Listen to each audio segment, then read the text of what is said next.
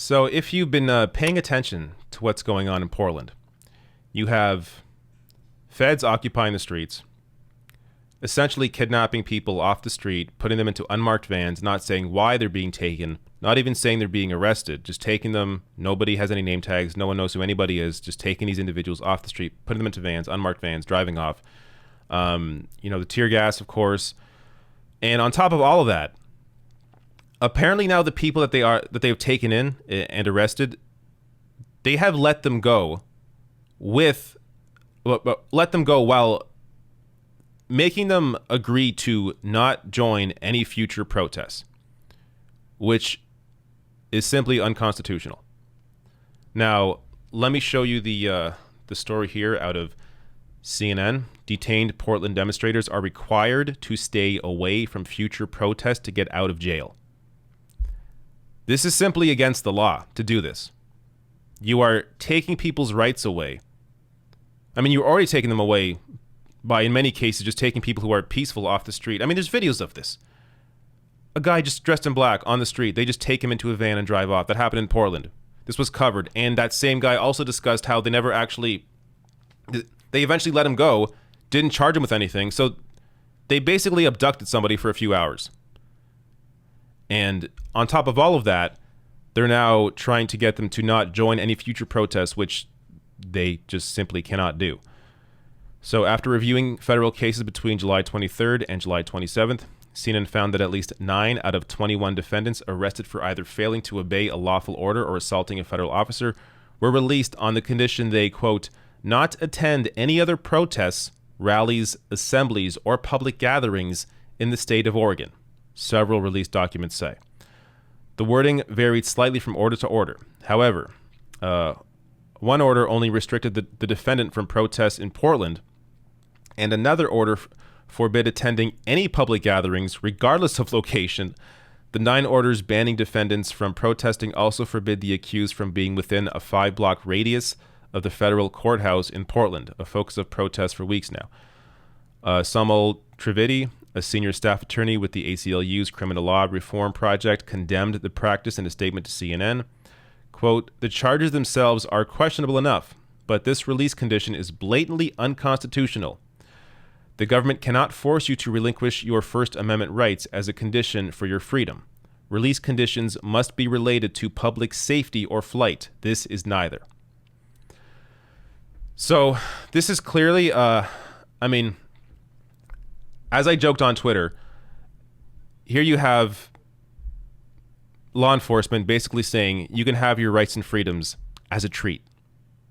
You play ball, you play along with us, we'll let you go, but you are stripped of at least your right to protest. Now, this happened yesterday, so I'm waiting to see updates. When I do a live show like this, there's a million stories I got to follow. I'm not sure if this is actually happening, but on July 29th, Governor Kate Brown tweeted out, after my discussions with VP Pence and others, the federal government has agreed to withdraw federal officers from Portland. They have acted as an occupying force and brought violence. Starting tomorrow, all Customs and Border Protection and ICE officers will leave downtown Portland. So tomorrow, as I'm taping this, is today, July 30th. I don't know if this is happening yet. Going to have to get back to you on that. But as we've seen the approach in the past, here's the ACLU tweeting out, on July 23rd, we secured a restraining order that blocked federal agents in Portland from attacking journalists and legal observers. Every day since, they've directly violated the order. We're back in court demanding these agents be held in contempt. So they have been lawless the entire time. So will they actually leave Portland? I don't know. And if they leave, are they gone for good or will they come back? Who knows? So we're going to have to see how this all plays out. But